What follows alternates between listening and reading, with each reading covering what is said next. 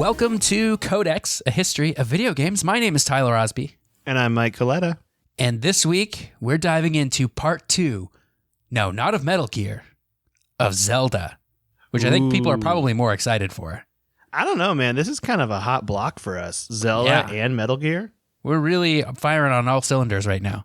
You're like, hey, man, now we're not going to hear more Zelda next week, but now we get to hear Metal Gear. And then the week after, we're like, oh, we don't get any more Metal Gear this week, but now we get Zelda. It's a perfect combination.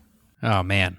So, where are we at in Zelda then, Mike? So, we did Zelda 1, we did Zelda 2, Adventures of Link, The Adventure of Link. It's always, I want to say Adventures of Link, but that's not right. It's just one adventure, a single adventure. Only one. But now we're going to talk about A Link to the Past and Link's Awakening. Those are the two games we're covering this episode, but there is something very important we need to talk about right now. Right now. Are you ready? Oh, I'm ready. The Legend of Zelda chronology. Okay, so I've been going through these games in the order they were released, but that's not necessarily the order they take place in the world of Zelda, and I went down a rabbit hole today. Are you telling me that Zelda games take place like in the same universe? I thought they were all like separate. That's what I thought too, until today. Actually, until I started playing Breath of the Wild, but we're going to get to that later. So, the chronology of Legend of Zelda is actually, it was argued a lot among fans for a really, really long time because there was no official timeline until they released the Hyrule Historia Collector's Book. Ooh, that's the big old green Zelda book, huh? It is. I actually have really that. It's pretty cool. But yeah, it came out in Japan in December 2011. That was when it first was released. But prior to its release, producers did confirm that there is an existence of a confidential document which connected all of the games together. They had a plan, supposedly. Okay? And I will now try to explain the chronology of Legend of Zelda using the power of Wikipedia. Are you ready? Oh, I'm ready. So, the Zelda timeline is split into 5 sections. The early section is a straight timeline. So in this order, we have Skyward Sword, The Minish Cap, Four Swords, and Ocarina of Time. Are those all the same Link in all of those, or they're different Links? Same Link. The same. Same, that order, in chronological order. So Skyward Sword is technically, historically, the first Zelda game in the history of the world. Wait, but isn't he's like an adult in Skyward Sword, though, right? And then he's a kid in Ocarina of Time? Yeah. So, but I think it goes back to Breath of the Wild, where Zelda and Link appear. Oh, so it's not the same. It's not the same iteration. Yeah, I guess it's of technically Link. not the same Link, but it is. It's really, this part still confuses me. There's some like reincarnation stuff going on. Yeah, some serious reincarnation stuff going on. So, Ocarina of Time is actually supposed to tell the story of the Imprisoning War. Do you know what that is, Tyler? The Imprisoning War? No, is that the war that's fought with Ganon? It is. Okay. So, it's actually mentioned in the first Legend of Zelda games where it's referenced, but Ocarina of Time goes into it. So, here comes story time. All right, because I always wondered why Ganondorf and Ganon are used interchangeably. There's actually a reason for that, and I didn't know that. So, Ganondorf was a person, and in the Imprisoning War, he went to the Golden Land, which is an alternate dimension.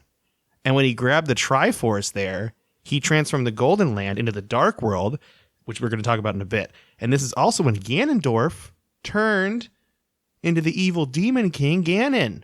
Oh my goodness. So those are the 4 games at the start of the timeline before that happened. Okay? Easy peasy. Okay. And then we figured it out, right? Okay.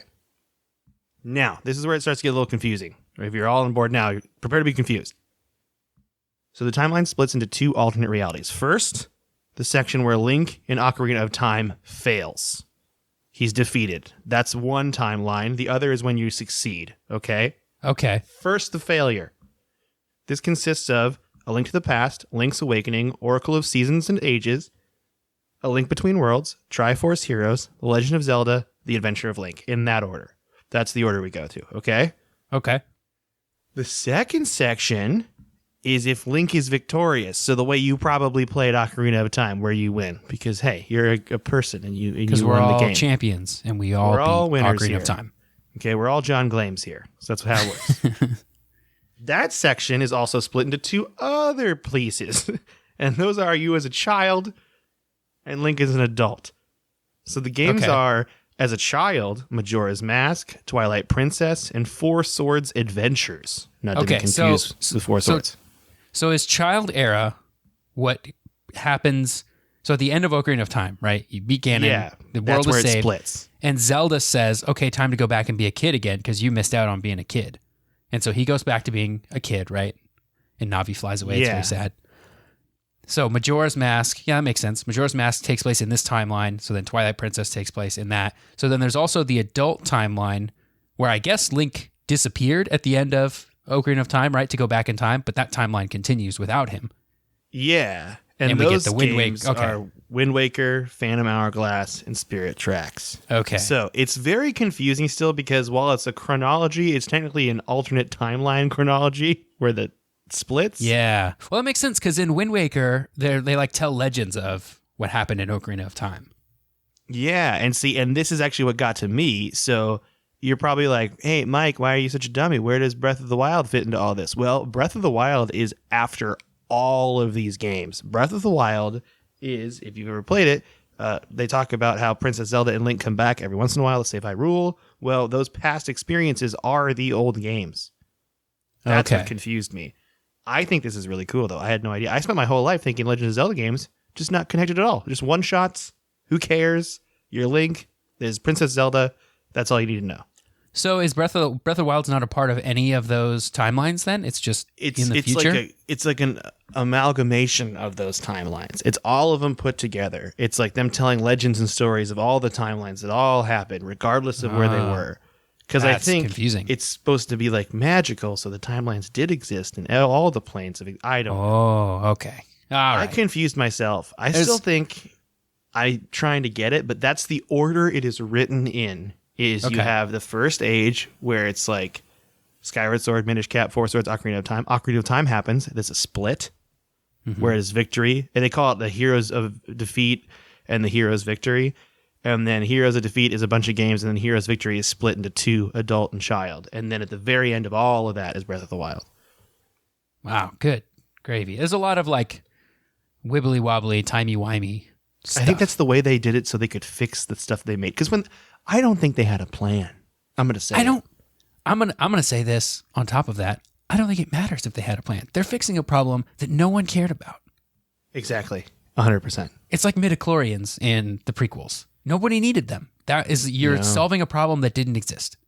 No one needed them at all. Agree with you, Tyler. Now that we got through all of that, let's get into the games again. You ready? Great. Yes. A Link to the Past. So after Zelda 2, Nintendo decided to drop the whole top-down / 2D platforming thing. Remember that from Zelda 2? Yeah. You go in a dungeon and it becomes Mario, essentially. Yeah, they kind of brought it back they brought it back in Link's Awakening. There's some side-scrolling bits in there. They did. Ooh, look at you. You're jumping ahead. You're so good at this. I didn't mean to jump ahead. No, it's okay. I'm not mad at you. I'm like, it's just your knowledge. Your knowledge pool. It's just all there. Okay. What is it? A fairy fountain? Is that what your brain is? That's what it feels like. Sure. So, there are also a lot of iconic Legend of Zelda items that were introduced in A Link to the Past. I didn't know a lot of this. I thought they were in, like last week's shows, I thought they were just like there. They weren't. So, in the original games, using an arrow cost you a rupee. I didn't know that. Oh, yeah, in this game, you just have arrows that as items now. Arrows are items, which is nice. Link's movement was also changed, so he could move diagonally. You could not move diagonally in the first two games on the top-down screen. Oh, yeah, I guess you're right.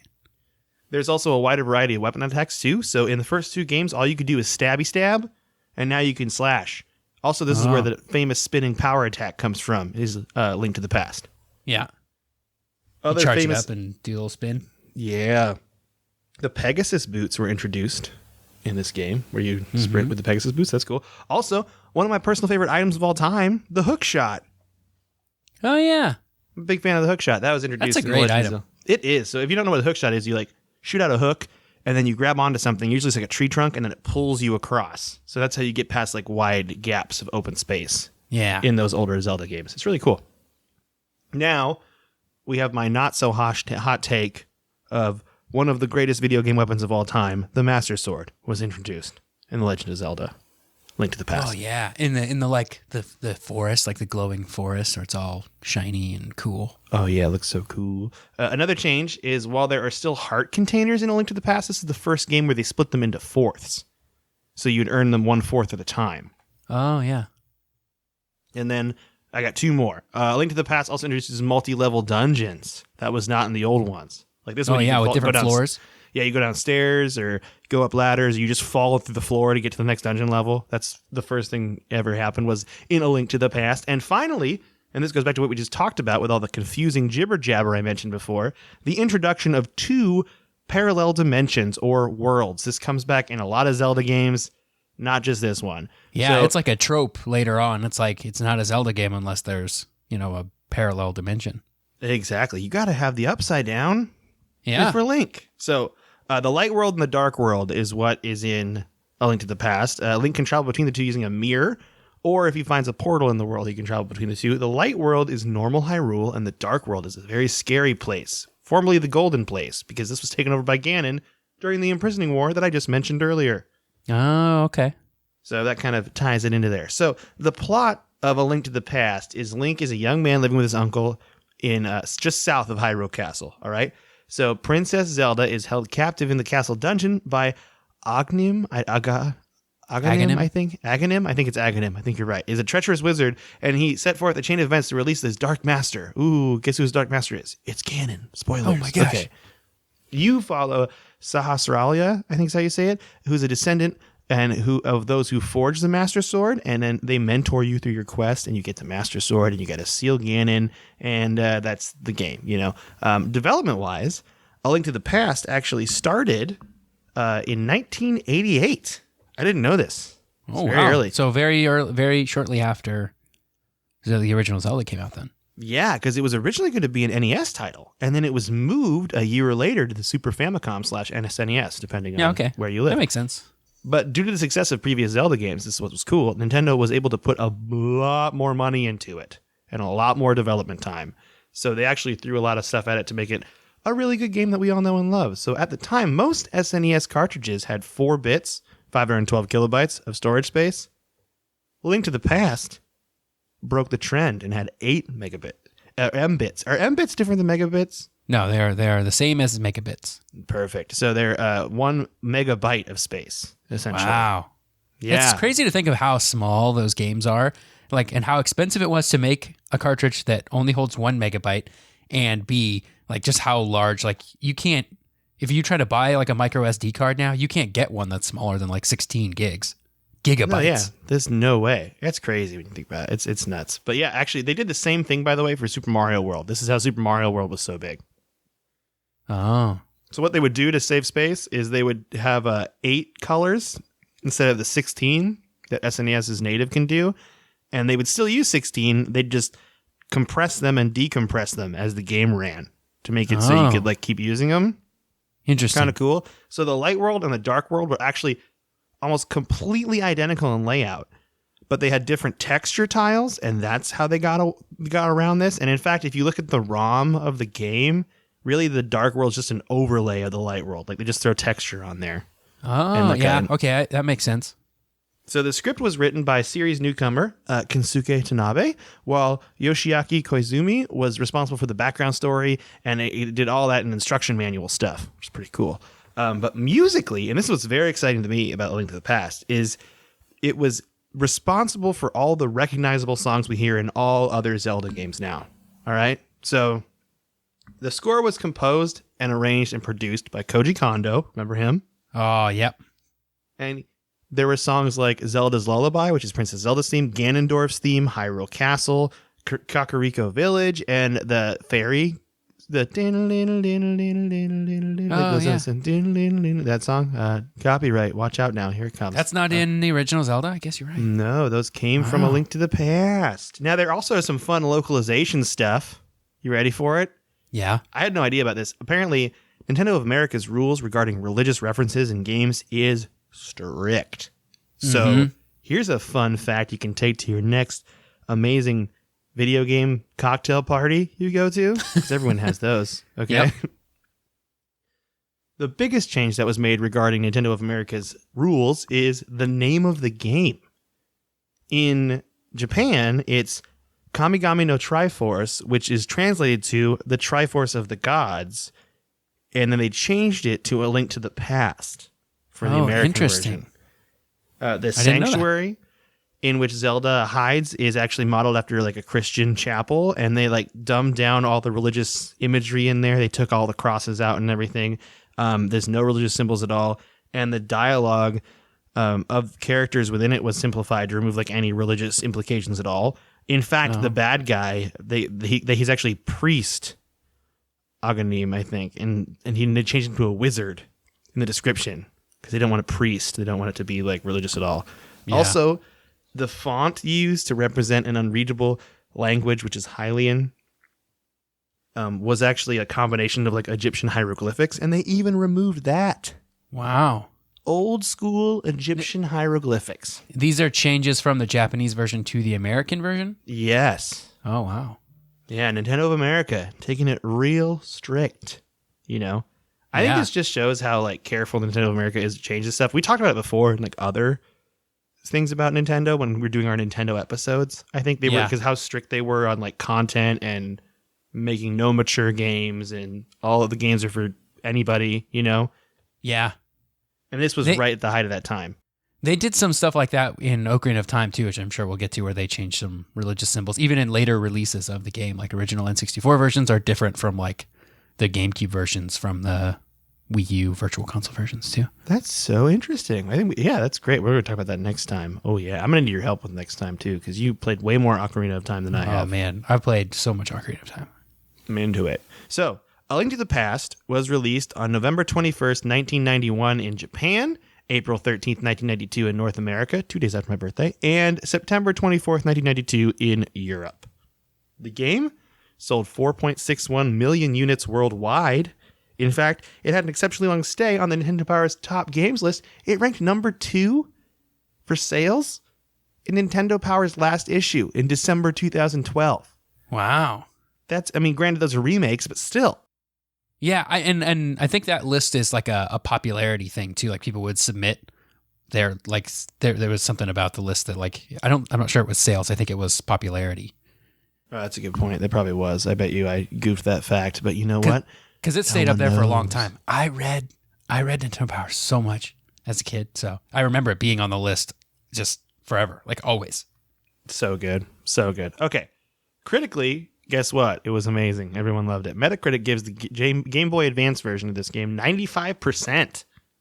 Wow. When it came out, Nintendo Power gave it a 4.65 out of 5 on the SNES, although might be a little biased. I'm a little surprised it's not higher, honestly. If it were biased, I think it would be even higher. Maybe they thought about that. Maybe we got to dumb it down to a 4.65. We had it as a 5, but we got to make it so people don't think we're completely running this. Yeah. The calls are coming from inside the house. No one needs to know that. So, let's talk about some cool things for A Link to the Past. So, there's a really cool Easter egg. It's called the Chris Houlihan Room. Have you heard of this? No. Nintendo Power held a contest, and that winner would randomly appear in an upcoming Nintendo game. They never said what it was. No one knew what happened until someone found a certain single room in Zelda A Link to the Past. It contained 45 blue rupees and a note from Chris Houlihan. The note read, "My name is Chris Houlihan. This is my top secret room. Keep it between us, okay?" The room could be found in 5 different ways, and it was actually intended as like a crash prevention measure. Like if you crash the game, you would just go to this room. Oh, interesting. Yeah, that's how they'd like throw. So if it wouldn't crash, it would just send you this room if you didn't know where to send you.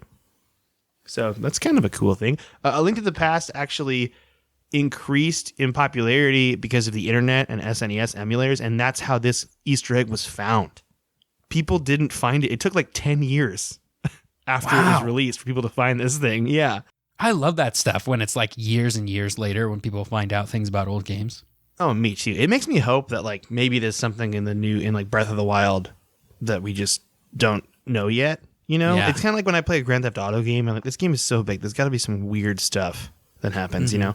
But The Legend of Zelda: A Link to the Past, 4 Swords actually didn't have the room in it, but it could be found in the game's code. Now, the Virtual Console re-releases on the Wii and the Wii U of A Link to the Past still have the Chris Houlihan room. Oh, so they took it out of the Game Boy Advance version. Maybe they were like handling crashes in a different way on the Game Boy Advance, probably. Yeah, I wish they would have kept it the same, though. Me too. There's a bunch of things I found about Games Radar, posting this is like the greatest Easter egg of all time, all that stuff. It's really cool. I'm going to skip that part. Everyone knows it's cool. Now, this is the thing that was really exciting to me because I actually watched some of this today. Speed running. Ooh. The Link to the Past is a very, very popular speedrunning game. In fact, when I logged into speedrunning.com today, there were still 76 people playing it. And it was like at the top of the charts with other games, which is a lot for a game that came out in 1991. Yeah, it's a pretty popular speedrunning game, I hear. It is commonly run at the Games Done Quick charity marathon, which is something really interesting. I think we'd have to talk about that if we ever did an episode on speedrunning. We definitely have to talk about that because it's a really cool charity thing they do every year. And it's considered one of the highlights of the event to watch people play Link to the Past. A mod actually makes it so you can randomize the locations of all the items to make it more exciting if you want to speedrun it that way. Because there's people that have speedrun it so much, they just know everything. So you can randomize it to make it more fun. Yeah, I want to. They make one of those for Ocarina of Time too. I really want to try it. They also make randomizers for Link to the Past that are a combination randomizer of Link to the Past and Super Metroid. And so when you go into rooms in Link to the Past, it'll switch over to Super Metroid, and you'll have to play Super Metroid. And then when you go to a new room, it'll take you back to Link to the Past, and you can find items for each game in the other game. So you can find the hook shot in Super Metroid. Or the screw attack in Zelda. It's crazy. It's that's so next cool. level How do they speedrunning.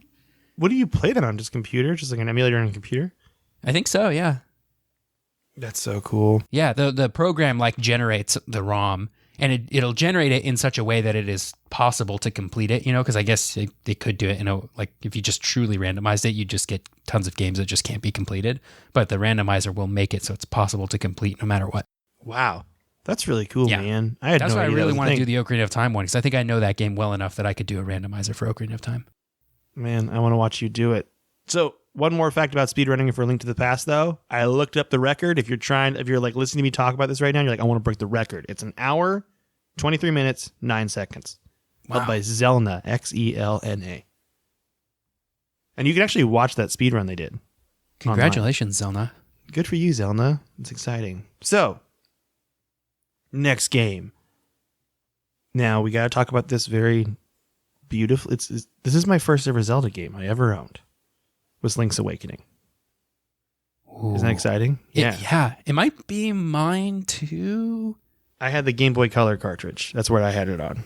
I had the gray Game Boy, regular Game Boy version. I must have got it very shortly before the Game Boy Color version came out. So I definitely had a not Game Boy Color version, just so it was not as cool. And fun fact about this game, I found it today, and I put it in my Game Boy Advanced SP, and not only did it run, but my save is still there. Nice. With 999 rupees and all the items and everything beaten. Oh, that's great. I think it just stops it, and you save right before you do the final thing, which I think is cracking the egg, is my guess.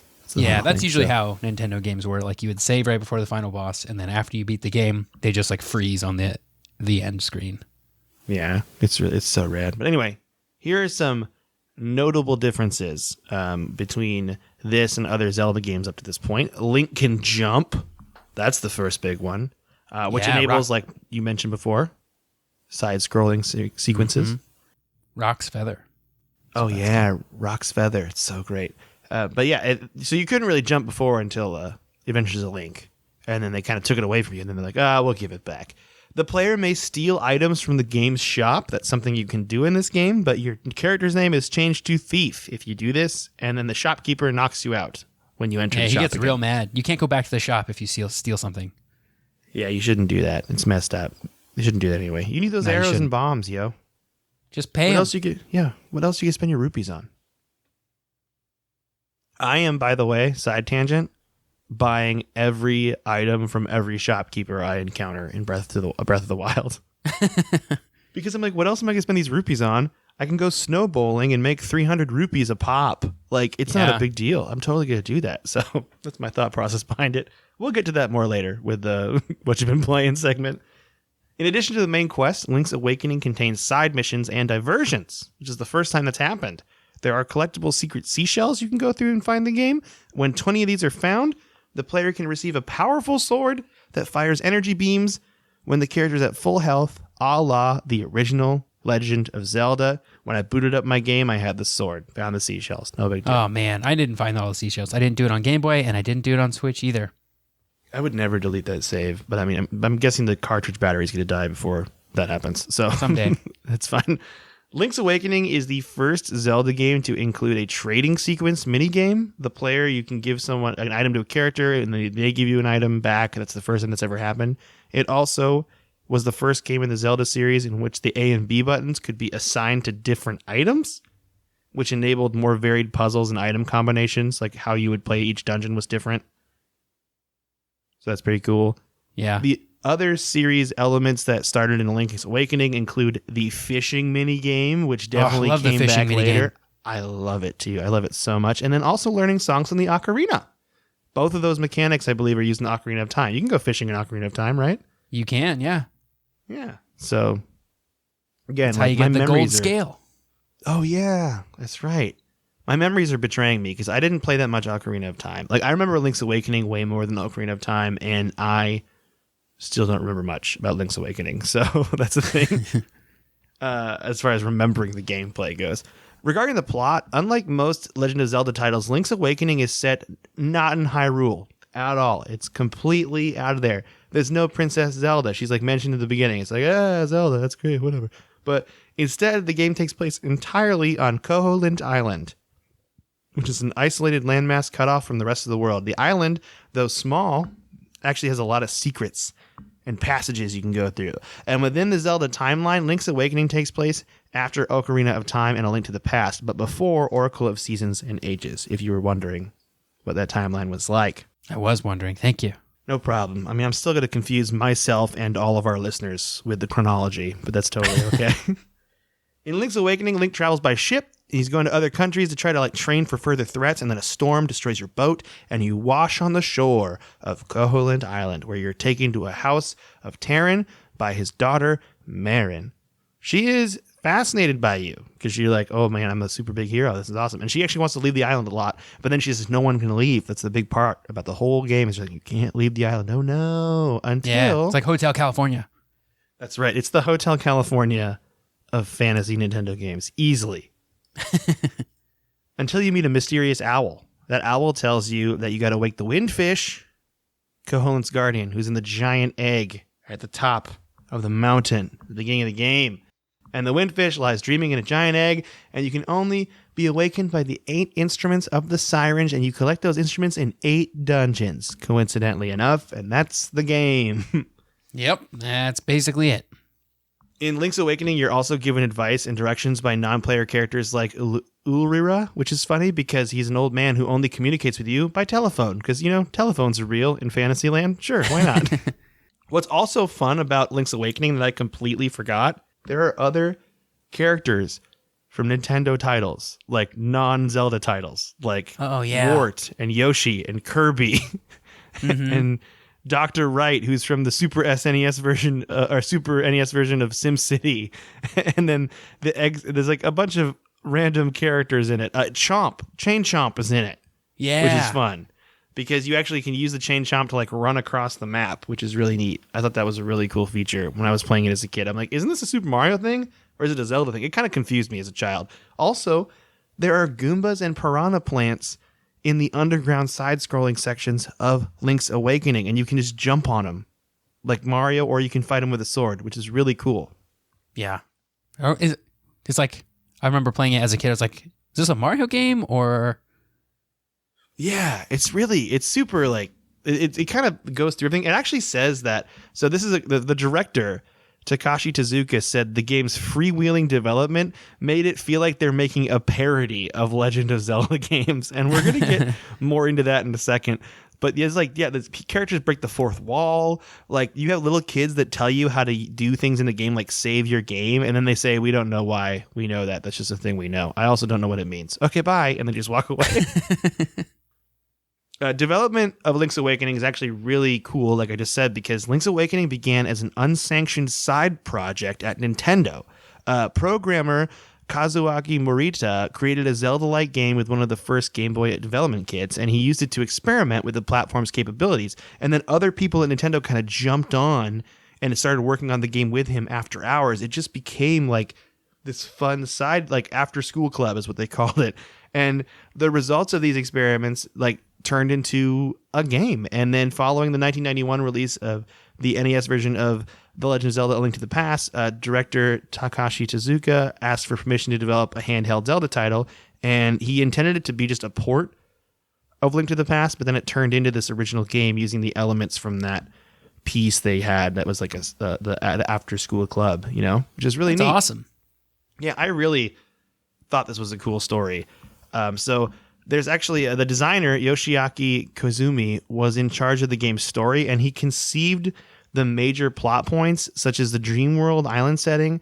And like he also recalled that the early freeform development of Link's Awakening resulted in the game's like unrestrained contents. Like that's where all the characters from Mario and Kirby came from, was them just making it so they could just like do whatever they want. The scriptwriter Kensuke Tanabe joined the team early on and came up with the basis of the story, as in the egg on the mountain. Tezuka sought to make Link's Awakening a spin-off and gave Tanabe instructions to omit common series elements. He told him like no Princess Zelda, the Triforce shouldn't be in it, Hyrule doesn't need to be in it. Let's do our own thing. And Tanabe promised his game world idea of an island with an egg on top of the mountain. And then everyone was like, that's great. Let's do that. And then they thought like I said before, like they're like, we're making something so different from Legend of Zelda. Like it doesn't feel like Legend of Zelda. But I think that's kind of what its success came from, you know? Yeah. And it a lot of it could be explained away by being the sort of dream world where it's like, yeah, of course things are weird. Like it's all like a dream or whatever. Spoilers. No, they're pretty explicit in the beginning of that game. I think that like this island is a windfish's dream. It was all a dream. I used to be a windfish on a mountain. It didn't rhyme as well as I hoped it would. You ready to keep going? That was a good try. Yeah. Thank you. They can't all be bangers. Am I going to edit it out? Absolutely not. So, Yoshiaki Koizumi, who had previously helped with the plot of Link to the Past, was actually brought into the team, and he's responsible for the main story. And he actually conceived the interactions with the villagers. And Link's Awakening was described by series producer Eiji Aonuma as the first Zelda game with a proper plot. And they say it's because Koizumi had like a lot of like romanticism towards games and like making stories. Tezuka, and this is what's crazy to me because it makes so much sense when you hear this. Tezuka intended the game world to have a similar feeling to the American television series Twin Peaks. Which, of course, like small town, dream sequence, like just weird things happening. It's so perfect. It's like suspicious, like people you don't know the townspeople. Tanabe created these odd characters. He was placed in charge of the sub events of the story, and he wrote almost all of the character dialogue, with the exception of the owl and the windfish lines. Tanabe also implemented the previous idea of the world ending when a massive egg breaks on top of a mountain. So it's like. It's so weird. This game is so weird, but I love it so much. And I'm not playing any Zelda games really before this. This was my first intro to the series, which I thought made it made it more fun to me because like it was just so out there, you know. There are Masayano Aramoto, and Shigefumi Hino designed the game's characters. And then Yoichi Kotabe served as an illustrator for the game. Save for the opening credits. This is crazy. All of the pictures in the game are drawn by Arimoto. That's so many pictures. Wow. Yasuhisa Yamamura designed the dungeons, so they had the conception of the rooms and the routes and like where the enemies would be. And this is another like baffling fact. Shigeru Miyamoto was a producer for Link's Awakening, but he did not provide any creative input, and he was just a tester. He just tested the game and told them what he thought. That's all he did. Wow. That's awesome. That's really cool that like he was able to trust them to be like, you know what, you guys are making your own thing here. I'll just give you some feedback. That's all. Yeah, here's some feedback. Let me know if you take it, embrace it, or throw it away. It's up to you. So the music for Link's Awakening was composed by Minako Hamano and Kazue Ishikawa, for whom it was their first game project ever, which is pretty crazy. You're like, oh, you're on a Zelda game. Wow. Kazumi Totaka was responsible for the sound programming and all the sound effects. And actually, as with all the other Zelda games, Link's Awakening features like variations of that dun dun dun, dun, like that, just twisted versions of that. So it's got a lot of similar music, but it's got some own new stuff as well. There was actually an interview about the evolution of the Zelda series, and Aonuma called Link's Awakening the, quote, quintessential isometric Zelda game. Wow. And at another time, he stated that had the game not come after A Link to the Past, Ocarina of Time would have been very different. I wonder how it would have been different. That's crazy. Yeah, I wonder if it would have just been another top-down, Yeah, maybe. Or it didn't, because I think really the big thing that happened with Link's Awakening is that Ocarina was a part of it, Yeah. So it kind of started there. So you wouldn't have this whole thing we have now. Tezuka stated the game he actually personally prefers the game Link's Awakening to Link's to the Past, as he enjoyed the challenge of making a similar game on a lower spec hardware. Like the challenge of doing this on a Game Boy was more exciting to him, which I think is pretty cool. Several elements from Link's Awakening were reused in later Zelda titles. For example, that fishing minigame we talked about reappeared in Ocarina of Time and many others. Tanabe implemented the trading sequence. Tezuka compared it to the Japanese straw millionaire folktale in which someone trades up from a piece of straw to something of greater value. And this concept has also appeared in a lot of other Zelda games. It reminds me of the one red paperclip thing that was going around the internet for a while. Do you remember that? Oh, yeah. Where the guy started with a red paperclip and ended up getting a house, I guess, by the end of trading up. Oh, man, I should Google that afterward. I want to see that story again. Yeah. I should. Pretty crazy. Anyway, crazy when you think about crazy, but that's just like Link's Awakening. That's where he got it from. That was his idea. So, Link's Awakening was released on June 6th, 1993 in Japan, August 1933 in North America, and November or December in 1983, depending on where you lived in Europe. That's when you got the game. These were all original Game Boy releases. The remake, which I have on Game Boy Color, Link's Awakening DX, that I love to death my whole life, came out in December of 1998.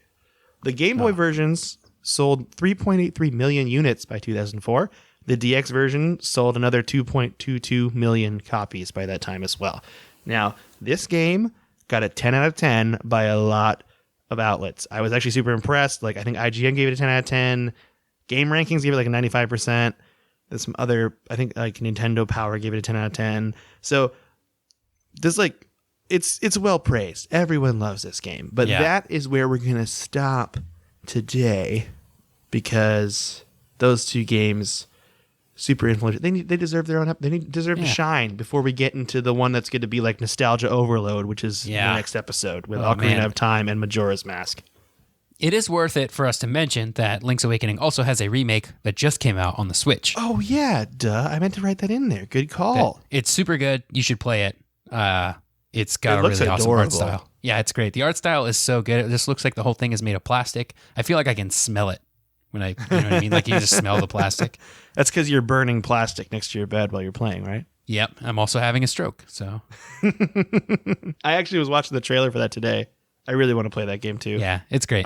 After Breath of the Wild, after I 120 all my shrines, I'm gonna do that. So, what have you been playing, Tyler? I played a lot of like different things this week. So always playing Destiny, of course. But I've been messing around with some older first-person shooters on console, specifically Quake 3 Arena on the Dreamcast. I've got my whole setup together now so that I can play it online using a modem, basically an emulator for a modem in a Raspberry Pi. It's very cool. You can play it online. And then I played a little bit of Unreal Championship today on Xbox, the original Xbox. I got an original Xbox at Goodwill last week, and so I finally fired it up today. It works. It's one of the like launch Xboxes, so it's very old. It's very loud. And I'm gonna crack it open, clean it out, and I think I'm gonna see about doing some mods to it maybe. And then if it breaks, it only costs me like $10. Yeah, man. I actually hit up my Goodwill near me, and it was very exciting because I'm working on building a thing for a present for somebody. That's it. Ooh. I don't know if she listens, so I'm not going to say anything. Yeah, better not. I won't, but I'll say it after the fact. What happened after February 14th? Ask. It's not my girlfriend though. Confusing. So just so everyone knows. Now I make it sound like I'm a terrible person. Okay, let's move on. So, getting a gift for someone that's not my girlfriend on February 14th. It's my mom. Everybody, don't. Oh no! I hope she doesn't listen. I don't think she listens, but don't tell anybody. Okay. If you see a lady walking up to you and she says her name's Jackie, don't answer any questions, regardless if it's my mom or not. Don't answer the questions. I've been playing so much Breath of the Wild. I can't get enough of it. I love it so much. It's almost like a day job at this point because we're on a weekend and I'm just playing. And I'm going to play it all day tomorrow too on the holiday. I'm so excited. The other thing I've been playing is I played a little bit of that game I always play, Apex Legends. There you go. Came into my head late. A little bit of that. Still, the skill differential now in that game is absolutely insane. Like, I put it down for so long and I picked it up again and I'm like, oh, I'm really bad now because everyone's been playing it this whole time and it's really good. And there's a lot of 3 stacks in it, you know? Yeah. So what can you do about that? But I also just downloaded, because it's on Game Pass and I haven't played it yet, Dead Cells. Oh, I love Dead Cells. Yeah, and I've been really wanting to play Dead Cells, so I put that on my Xbox. But again, my whole life is Breath of the Wild right now, and I'm also already looking at like the next cool Switch game to get, and I can't decide if I should go Pokemon Sword and Shield or if I should just keep this Zelda train rolling and do the Link's Awakening remake, because I love that game so much. Yeah, and it'll be like a trip down memory lane. I also feel like Link's Awakening would be really good to take on the go. Yeah, like on a plane. Link's Awakening's a fun game. It's good. It's really well compartmentalized because you can like, the way I was playing it was like I would defeat a dungeon and then get to the next one and then stop. And then I beat that dungeon, get to the next one, stop. Yeah, it's not a long game. Like you can beat it pretty quick, right? You can beat it. It probably totals like 7 or 8 hours. That's awesome. Yeah. That's really cool. I might just pick it up. The problem is, it's like Nintendo games never go on sale. I know, and they're trying to get a full $60 for it. And I'm like, guys, this game is 30 years old. That's what I was thinking. I actually thought it might be cheaper when I looked online today, because I'm like, I got 256 gigs of space on that micro SD card. I want to download something, and it was I thought they'd started at $40, but nope, they're trying to get a full 60. I mean, I played it. It's worth it. It's good. It's just like, man, this game's already old. Yeah, hours to play time. I mean, play hours to like money spent is just, it's too high. What's that, like $5 an hour probably if you spend 8 hours doing it? So actually no, more than that. Way more than that. 7 hours. 8 hours. Yeah. Tax. So $8 an hour. Oh yeah, it's expensive. So expensive. But anyway, I actually we have some emails to read. You ready to read some emails? Yeah. Let's do it. I'll read mine first if that's okay with you. It's from our best friend, Matt in Japan. The subject line is Japanese texts, katakana, and you. Oh, that's great. It sounds like a fun, educational, the more you know. And it is. It is. It really is when you think about it. Okay. Matt says, you guys nailed it in regards to why they only use katakana when designing Metal Gear. Older systems were limited to how much space they could fit in text boxes, and so they would stick with just one of their, quote, alphabets. Japanese characters represent syllables rather than letters, some of which can represent full words. It's a big reason why older games had small text boxes with short character limits and had awkward abbreviations for item names. Fun fact, when Twitter rolled out, not Twitter, I'm making things up now, rolled out 280 character limit, it was implemented in Japanese, Chinese, or Korean Twitter because it wasn't implemented in Japanese, Chinese, or Korean Twitter because their languages could already articulate 280 characters worth of content within 140 characters. Wow. Katakana is especially useful because it's used exclusively for foreign names and foreign loan words, many of which are used in game menus. If you know katakana, you can actually navigate through most menus of Japanese games because words like start, options, save/load are the same words in Japanese as they are in English, just rare written in katakana. For this interesting. Yeah, that's really cool, actually. For this reason, ordering food in Japan is also painless because hamburger, pizza, beer, the holy trifecta in parentheses, he says, which is true. You're so true. On the nose again, Matt. Are the same words in Japanese as they are in English. Hope that fills in some gaps. Sorry for the long explanation. If you want to read more about how different kinds of text were used in games, check out this article from Legends of Localization, Matt in Japan. He's got an article there. on legendsoflocalization.com called Video Games and Japan's 3 Main Writing Systems. Very interesting. Matt's doing some research for us. He's really helping us out. Thanks, Matt. You're the best, Matt, in Japan. You got an email to read too?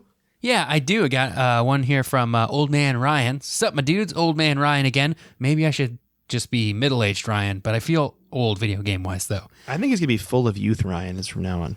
Yeah, full of youth Ryan. I forgot to chime in last time about the Earthworm Jim episode. Solid game. Kept room with memories of it in my heart. Was there any other great 90s gaming cartoons you guys watched? I, myself, was a huge fan of the Mutant League sports cartoon. I watched a lot of the Sonic the Hedgehog cartoons. I loved both of those when they were airing at the same time. I watched Pokemon Indigo League every morning for like 4 years. It's my favorite thing to watch. Yeah, Pokemon was great. Yeah. There was a Super Mario animated show that I watched a little bit of too.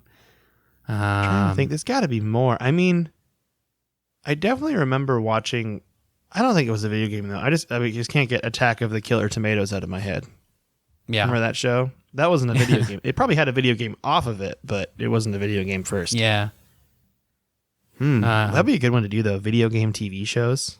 Yeah, we could look forward to that one. We got a little bit more on this email here. He also says, I guess I hadn't noticed you guys mention it, or maybe I just don't remember it. Do either of you two collect games for a certain system? And if so, what's the preferred systems? For me, I have I wouldn't say I necessarily collect games, but I have a soft spot for the original Xbox. I just really like the green cartridges and how it had it was like the most powerful console of that generation, and it had some like interesting PC ports of games that like Half-Life 2 and Counter-Strike and Unreal Championship that they had ported from PC that they could really only get to the Xbox, that they wouldn't have been, like the PS2 and the GameCube wouldn't have had enough power for. So that's one I have a soft spot for, I guess I would say. What about you, Mike? I mean, N64 is my soft spot. Like that's the one I buy games for if I buy games for an older system. I didn't have any regrets trading in video games now that I think about it, but because every time I traded in a game, I made sure it was a game I was never going to play again. For example, if it's an older Call of Duty, it's got to go. Yeah. Those games have a shelf life. They're just the way they are. Especially if they don't have a campaign, they definitely have a shelf life. Yeah. But yeah. So yeah, that was the other part of the email. He asked if last but not least, what was your most regrettable buy or trade of a video game item? So I definitely distinctly remember trading in Super Bomberman 2 and the Super Nintendo version of Toy Story for about $15 at Software Etc. I don't remember what I bought with that money. It wasn't as good as those two games, and from then on, I'd never traded in another game. I was just so upset that I had done that trade in that I just never traded in another game. Yeah, I stopped trading in games too, probably around the Xbox 360 era. Except like I think I traded in a couple Call of Duties. I got like $10 for them, and I'm like, why am I even trading them in? Yeah, just hold on to them. Put them on a shelf. Look at how cool it looks. Yep. I kind of just wish that N64 games had cool cases because they don't, and now they're just all in a bag, which is not the ideal storage mechanism for them. But I'm working on it. I'm getting a dresser soon so I can stack all my video games up in a nice way. Yeah. It looks cool. Old Man Ryan once traded his Atari Jaguar and games to a friend in high school for Super Nintendo and Donkey Kong Country 1 and 2. I mean, that's the thing you received is pretty good, but I don't know if it was worth Atari Jaguar. That's pretty cool now. It is cool now. But you know what, Ryan? Don't feel bad about yourself. What's in the past is past. #, no regrets. No regrets. Yep, no regrets. No regrets. That's right. Cool. Well, thank you for the email, Ryan. Yeah. Yeah. You're the best. Thank you, Ryan. Thank you, Matt, for sending us an email. You can send us an email at codexhistorypodcast@gmail.com. You can tweet at Tyler at SneakerElf, ELPH. I'm Mecoletta, MECOLETTA. Anything else, Tyler, you can think of? I think that's it. I'm excited for next week. We'll do Metal Gear Part 2, and then after that, we'll get on to Zelda Part 3. Oh, this is going to be a fun time. Fun time for all of us. You know what? I'm going to let you do the sign off. I'm not even going to say bye this week. I just want it to be the Tyler show right now. I'm ready for it. You ready? I'm not going to say anything. All right. Well, thanks for listening, everybody, and we'll see you next week. Bye.